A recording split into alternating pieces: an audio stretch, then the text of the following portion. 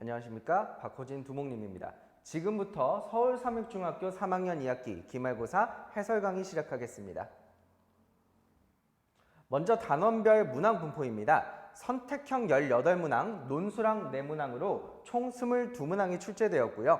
단원은 총 2개 단원이어서 원의 성질과 통계가 똑같이 11문항씩 출제가 되었습니다.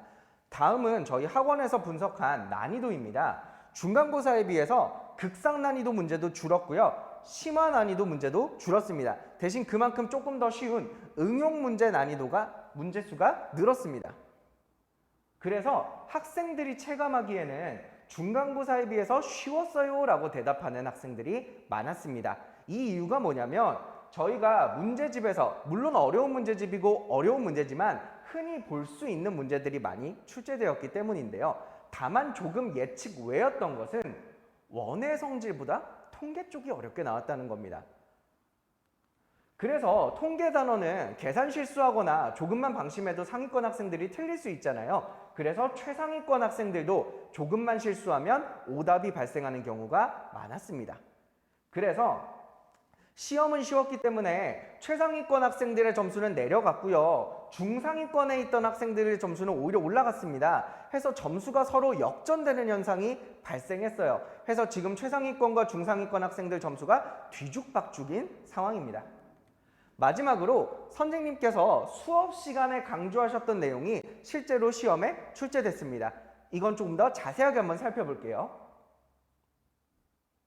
기억나시나요? 5번 문항입니다. 자, 5번 문항을 보시면 A반과 B반 둘 다 15명씩이라고 문제에 나와 있는데 B반의 3점도의 점의 개수를 세어보시면 14개밖에 없어요. 문제가 오류인가요? 아니죠. 학교 선생님께서 강조하셨었잖아요. 3점도에서는 중복된 점이 있을 수 있다라고 얘기를 하셨고 실제로 중복된 점을 파악해서 문제를 푸셔야 되는 문제였습니다. 그래서 제가 한번 조사해봤어요. 한국교육과정평가원 운영 사이트에 있는 내용입니다. 답변에 뭐라고 되어 있냐면 실제로 저희가 교과서에서는 3점도에서 겹치는 자료를 다루지 않아요. 그래서 교과서에 없는 내용이지만 학교 선생님이 맞다면 맞는 거예요. 그래서 여러분 실제로 학교 수업도 열심히 들으셔야 되고 선생님께서 시험에 내실 거야 하는 말을 귀담아 들으셔야 합니다. 다음은 12번 문항을 한번 가져왔습니다.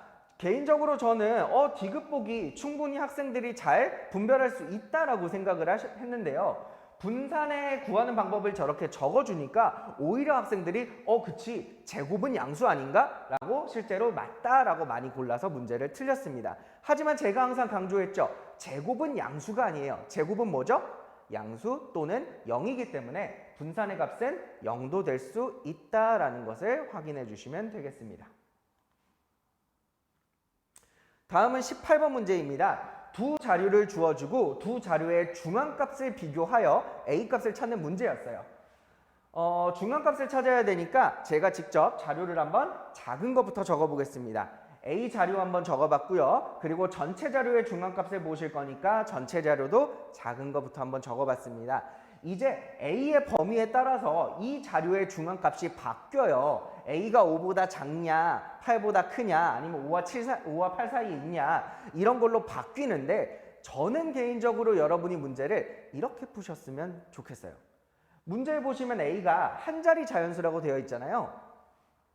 적어보시는 거죠.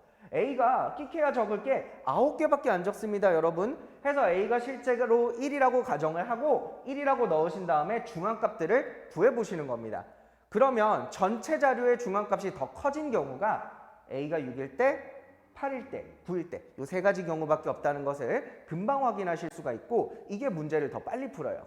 그래서 시험에서는 이렇게 풀어주시는 게 좋을 것 같습니다. 다음은 논술형 4번 문항입니다. 이 문항이 조금 독특했던 이유는 보통 표로 주어질 때 이 표에 별량을 알려줍니다. 하지만 이 문제는 편차를 알려줬죠. 그래서 저희가 별량을 직접 한번 생각해 볼게요.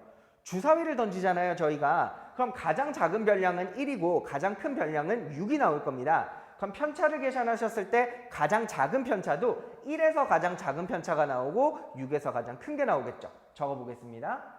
자, 마이너스 2 편차를 가지는 게 1변량이군 이라고 확인하실 수가 있겠죠. 이건 이제 문제를 좀 더 볼게요. 자, 총 저희가 주사위를 15번 던지는데 중앙값이 2래요. 그러면 한 가운데 있는 8번째 것의 변량이 2가 나왔다는 얘기가 되겠고, 그러면 3, 4, 5, 6, 4개의 변량은 8번보다 더 뒤쪽에, 즉 7번 이하로 나왔다는 것을 확인하실 수가 있죠. 중앙값이 2이므로 오른쪽에 있는 것들의 도수의 합은 총 7보다 작아야 하고요. 그래서 C 플러스 D는 3보다 작아야 하겠습니다. 또 하나, 최빈값은 1과 2 공통으로 최빈값이었다라는 얘기가 나왔으므로 A와 B의 횟수는 같다는 것을 확인하실 수가 있어요. 만약에 저희가 A랑 B가 5라고 한번 가정을 해볼게요. 그러면 C 플러스 D가 1이 돼야 되거든요. 이러면 문제가 발생하죠. 문제 맨 마지막에 있는 거 잘 읽으셔야 돼요. A, B, C, D는 자연수라고 얘기를 했기 때문에 이렇게 되면 둘 중에 하나는 0이 되셔야 되고 문제에 성립하지 않는다는 것을 아실 수가 있습니다. 그럼 하나 줄여볼까요?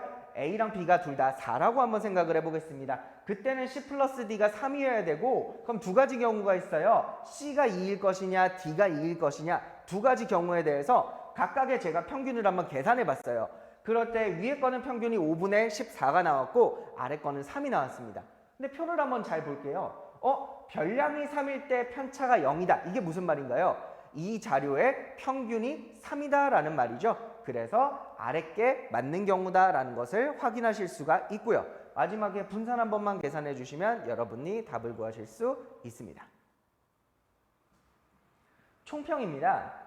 중간고사가 어려웠기 때문에 기말고사는 조금 더 쉬울 것이다 라는 예측이 지배적이었어요. 학교 선생님도 쉬울 거야 라고 얘기를 했고 실제로 난이도는 조금 쉬웠던 것 같습니다.